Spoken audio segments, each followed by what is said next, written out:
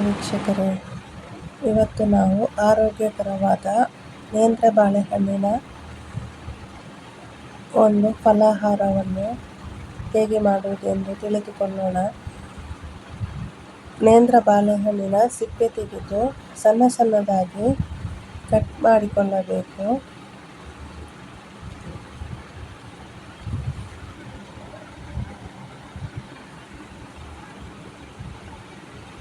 ಚಿಕ್ಕದಾಗಿ ಕಟ್ ಮಾಡಿಕೊಳ್ಳಿ.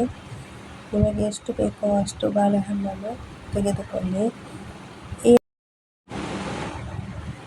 ನಂತರ ಇದನ್ನು ಒಲೆ ಮೇಲೆ ಒಂದು ಪಾತ್ರೆ ಇಟ್ಟು ಅದಕ್ಕೆ ಬೇಕಾದಷ್ಟು ತುಪ್ಪ ಹಾಕಿ, ನಂತರ ನಾವು ಕಟ್ ಮಾಡಿ ಇಟ್ಟುಕೊಂಡಿರುವಂತಹ ಸಣ್ಣ ಸಣ್ಣ ಬಾಳೆಹಣ್ಣಿನ ತುಂಡುಗಳನ್ನು ಅದರಲ್ಲಿ ಹಾಕಿ ಚೆನ್ನಾಗಿ ತುಪ್ಪದಲ್ಲಿ ಬೇಯಿಸಿಕೊಳ್ಳಿ.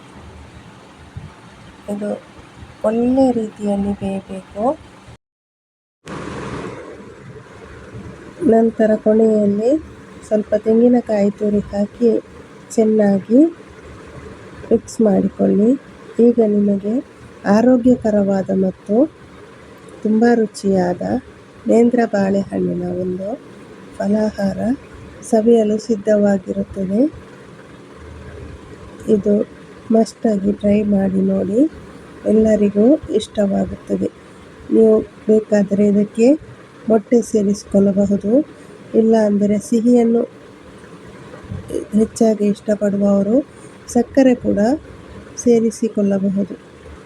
ತುಂಬ ರುಚಿಯಾಗಿರುತ್ತದೆ.